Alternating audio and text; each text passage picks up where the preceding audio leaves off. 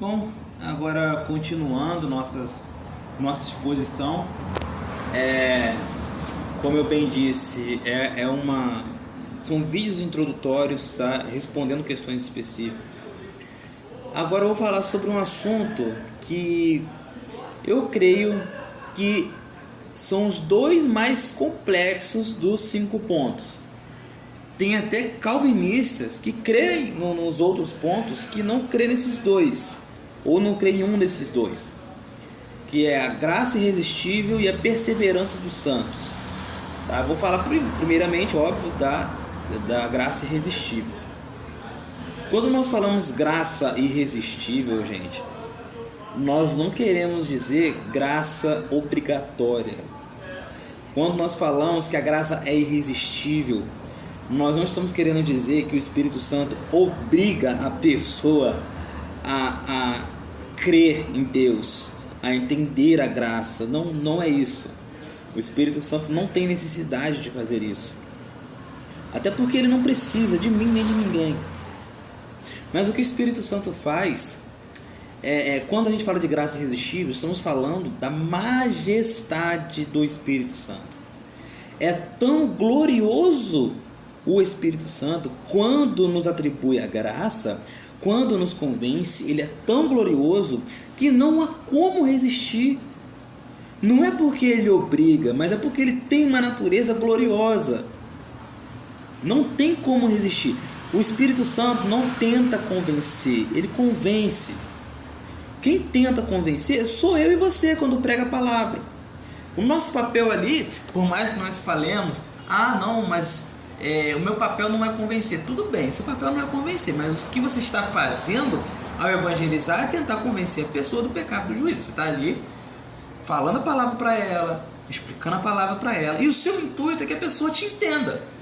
Então, por mais que você diga que não, o que você quer é convencer a pessoa que ela está indo por um caminho errado, tá? Mas nós tentamos convencer.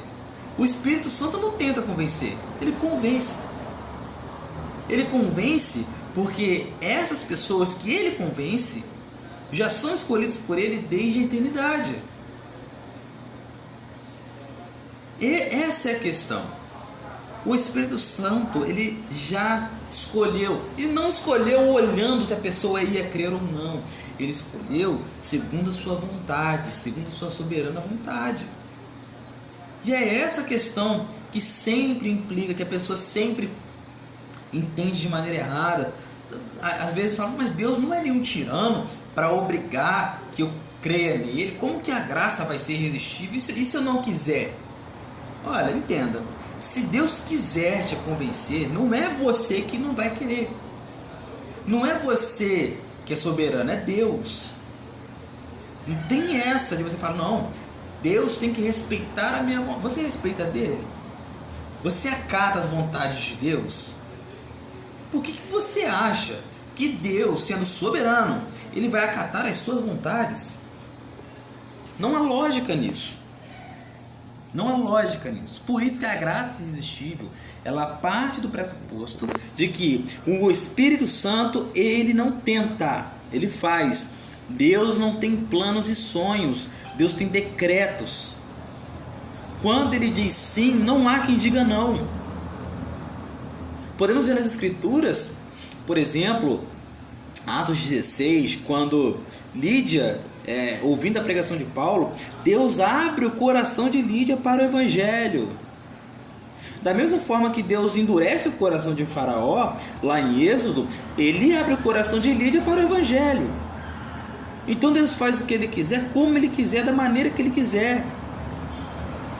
E o que nos compete saber é que ele é soberano. E se ele quiser, vai acontecer. Não tem nada que nós possamos fazer que anule os decretos de Deus. Que isso fique claro, tá bom? E para enfatizar essa questão, também podemos ver a história de Paulo, a conversão de Paulo. Paulo, quando Deus comissionou Paulo, ele não perguntou se Paulo queria. né? Ele falou que ia ser, e Paulo não ia fazer nada. Paulo não ia fazer nada. Deus não pergunta se quer, Deus não pergunta se pode. Ele comissiona, é simples assim. Ele elege, independente de méritos, independente de paradigmas, independente do que a gente possa pensar. É assim que ele faz. Agora, quando vemos algumas questões, como está em 1 Coríntios ou 2 Coríntios, quando é 1 Coríntios, quando faz, lá dá pra gente diferenciar o chamado geral para o chamado específico. A palavra fala que Paulo prega, a pregação, ela é para judeus, para gentios, para todos os povos. Então esse é o chamado geral. A pregação, ela é o meio do chamado geral. Eu tenho que pregar independente de quem é eleito e quem não é. Esse não é o meu papel saber. O meu papel é pregar. Mas existe o chamado específico. Existem as pessoas que já estão eleitas por Deus, e que a pregação vai ser apenas um meio dessa pessoa descobrir que há um Deus que já a elegeu desde a fundação do mundo, tá? Então é isso que a gente crê concernente à graça irresistível. Existe uma explicação muito maior do que essa, mas como eu preciso ser breve, essa é a minha explicação sobre o assunto da graça irresistível. Qualquer dúvida, qualquer indagação, refutação, por favor, coloque nos comentários, que eu vou estar fazendo vídeos mais demorados e mais analíticos para explicar a vocês essas doutrinas. Amém?